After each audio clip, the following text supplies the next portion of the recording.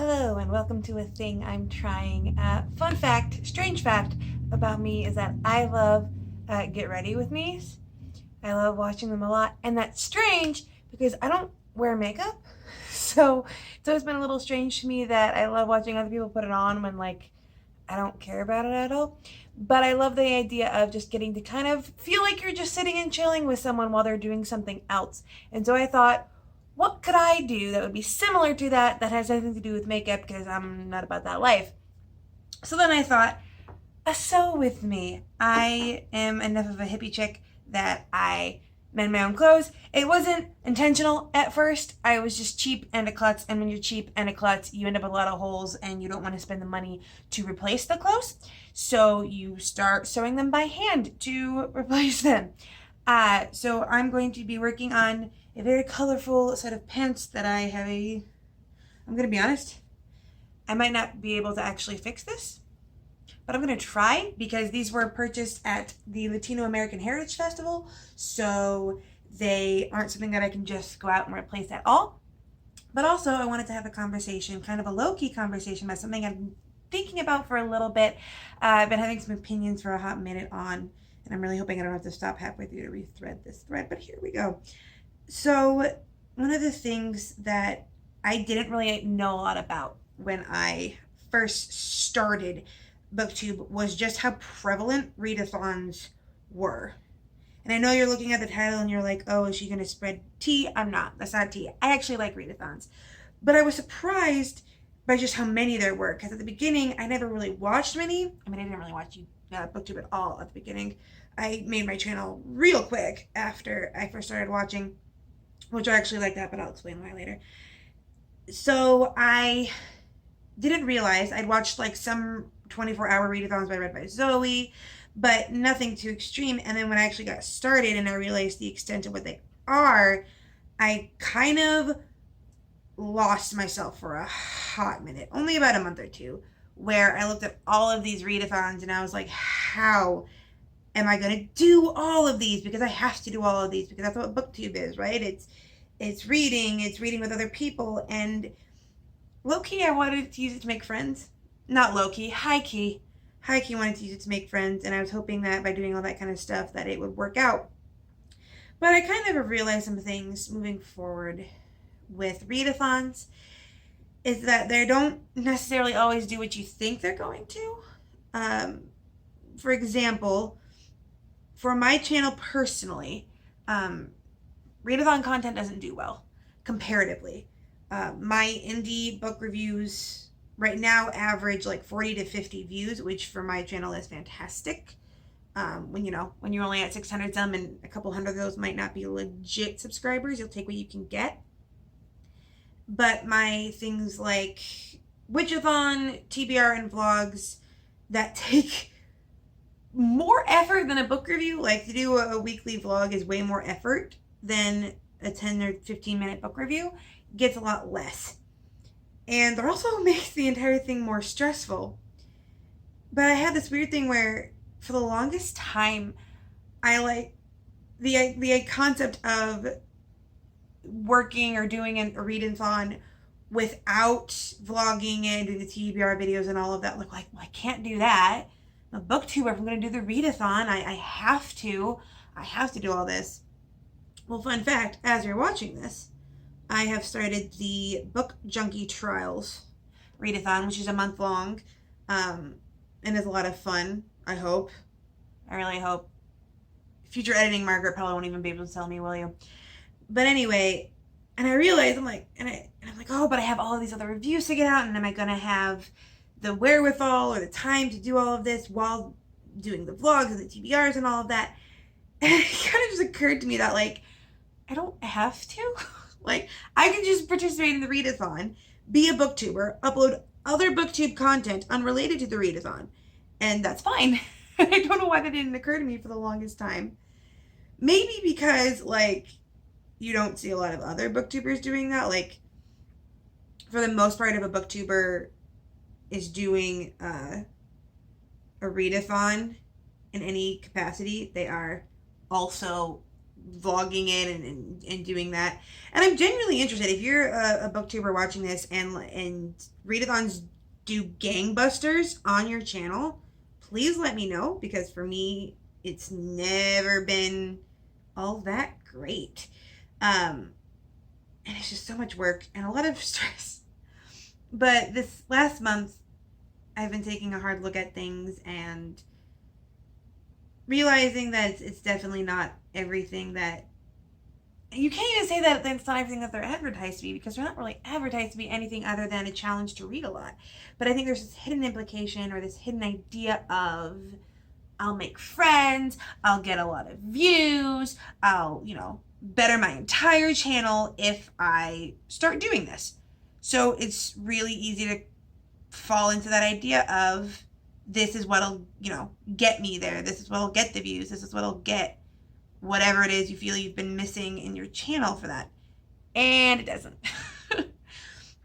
Which sucks. But this is going to be sad. For the most part, this is a whole other topic of a conversation, but it's relative. Despite the fact that I truly and completely do feel like I'm a part of the booktube community, and I totally feel like people in booktube like that I'm here and all of that jazz, I really don't feel like I have any booktube friends, which is sad to say, and I'm sorry to say that, and I'm also sorry that I have to freaking re-thread this stupid thing. One sec. Got it figured out without having to re-thread. Yay! So anyway, and it's kind of a sad thing to think about, but like, if I was to be like, okay, who would I consider a booktube friend? I can't really think of any. I have booktube acquaintances, and I'm trying to work on it. I'm trying to reply to other people on Twitter and that kind of stuff.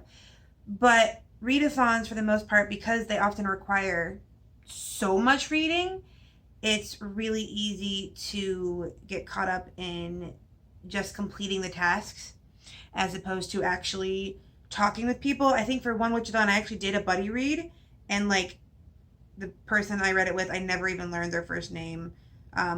We read A Discovery of Witches, and honest to God, was not even that impressed by that book. So like, I can't even say that was the best experience, despite the fact that it was my first buddy read. And maybe I probably should put more effort into it, but like, even then, I didn't know who to turn to for a buddy read. And that was my first ever readathon too. That was the one in October. Like, I had not even been on booktube for 2 weeks at that point, I think, maybe even less. So I haven't really made any friends from readathons.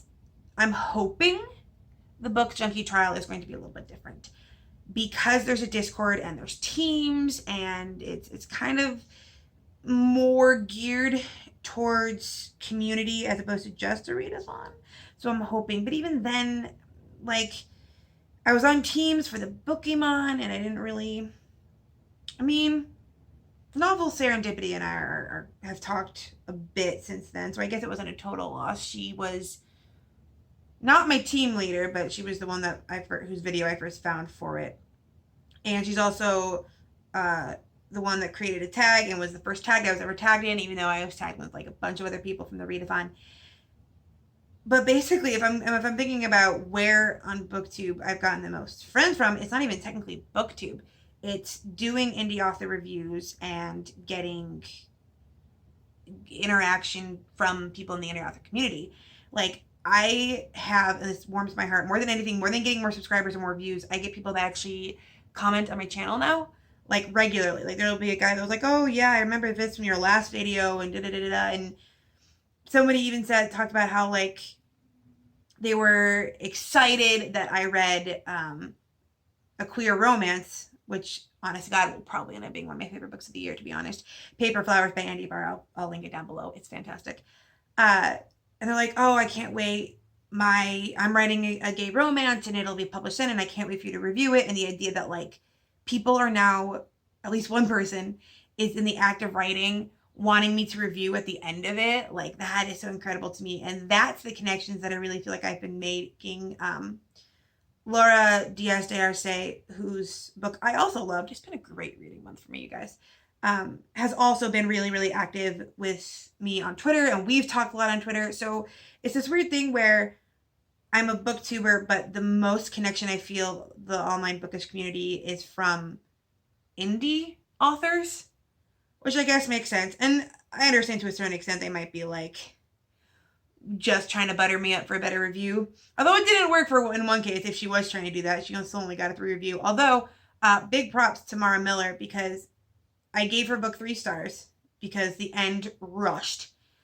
And she contacted me after the minute I saw the email, and I was like, oh God, am I gonna have to like deal with an author arguing over a rating? But no, she was actually really cool about it. She's like, yeah, I realized that, you know, my writing has already grown so much since I published even that book, and I'm working on the next one, and I realize, and do you have any ideas for what I could do to improve, and who should I read romance wise to learn? And I was like, dude, bonus points, A+ for humility there and not being a jerk about a rating you weren't exactly a fan of. But that's the kind of stuff I've been getting, the long email chains with indie authors and all that kind of stuff.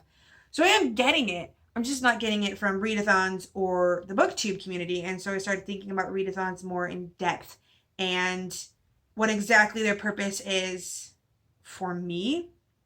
And to a certain extent, I understand that it is a case of I need to be reaching out during readathons, but for the most part, I don't think they lead to very, very long-lasting connections. You might make a new friend for the extent of that readathon for a buddy read or what have you, but for the most part, you're stuck. You basically have to keep going after the fact. You have to be hitting them up and finding ways to talk after. So what I've currently started doing actually is I'll take like a chunk of time in my evenings. I don't usually check Twitter a lot during my days because I work with small children and you've got to keep an eye on those little buggers or they'll run amok. So I can't really check my phone at all during the day, but I might like have time to tweet real quick. So what I'll do is I'll tweet during the day, kind of random things, and then I'll take time at night to basically just sit and reply to other people and just find other things I want to comment on. And that's what's leading me.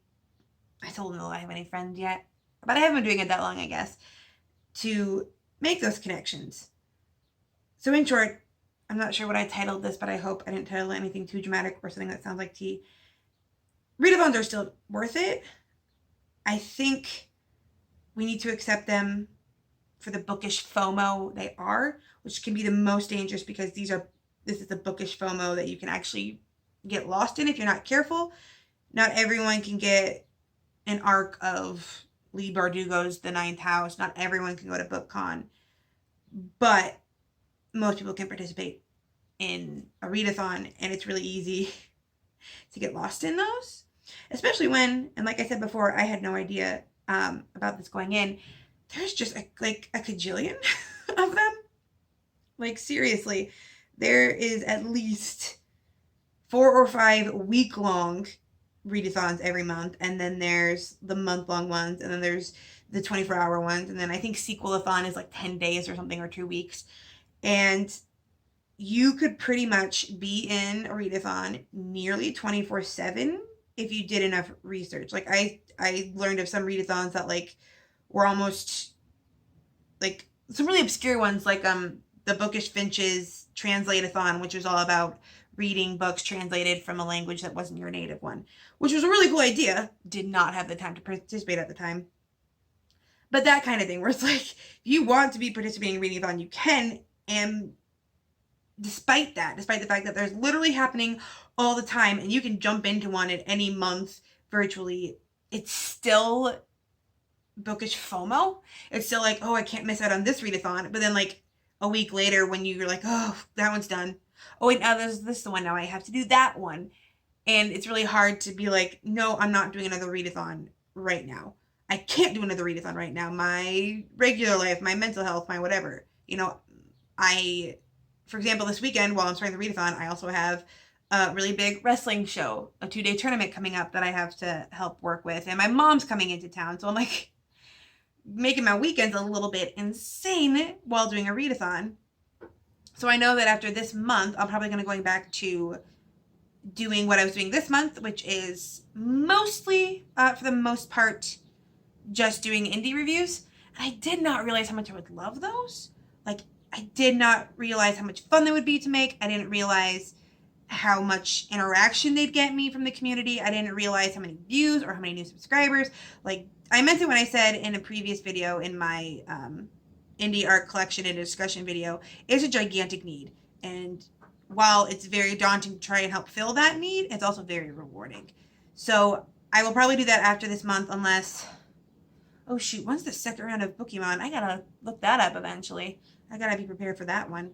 Because I'm definitely doing that one. I've already started the thing with starting the first round, and I don't want all those badges I earned to go to waste.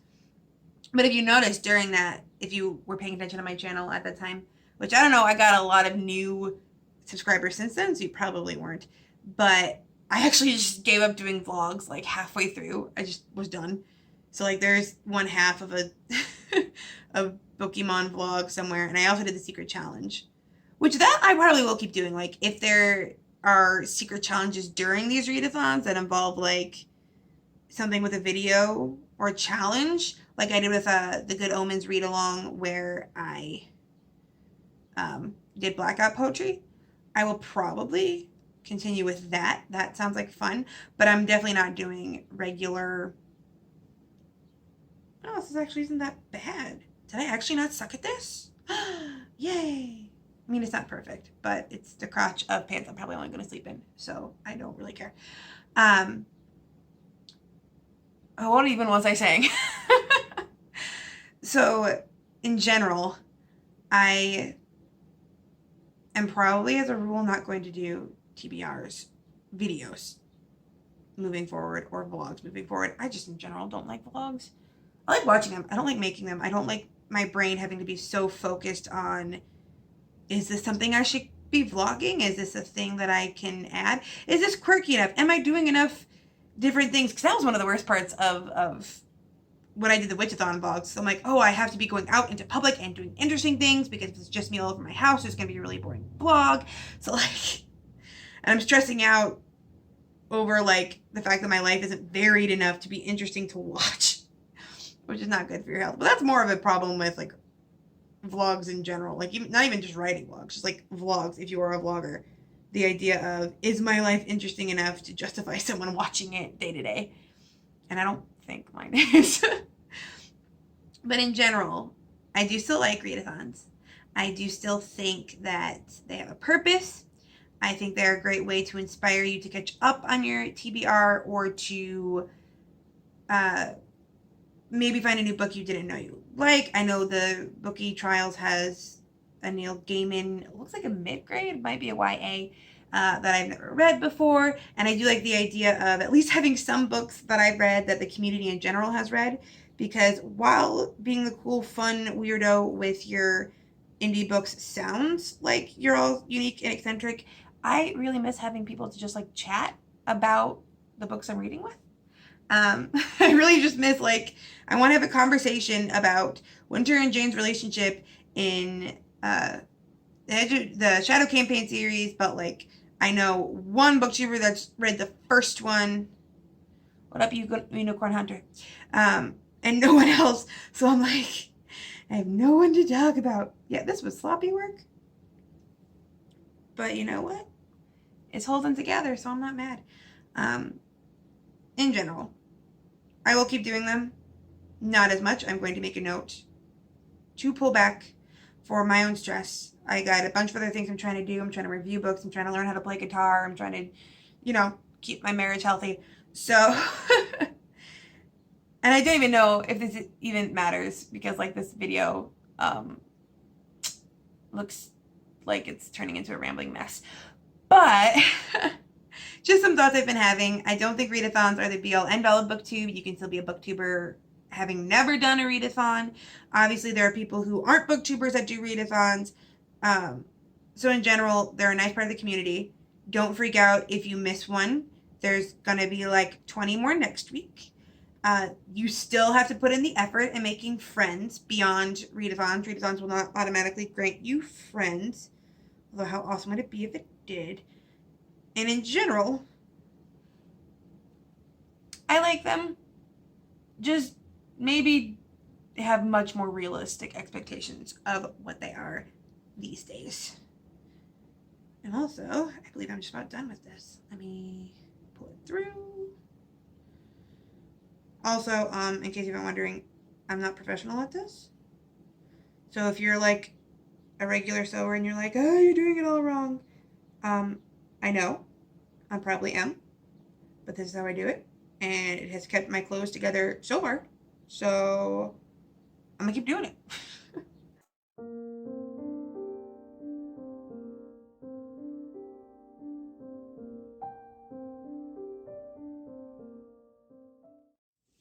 Again, not perfect.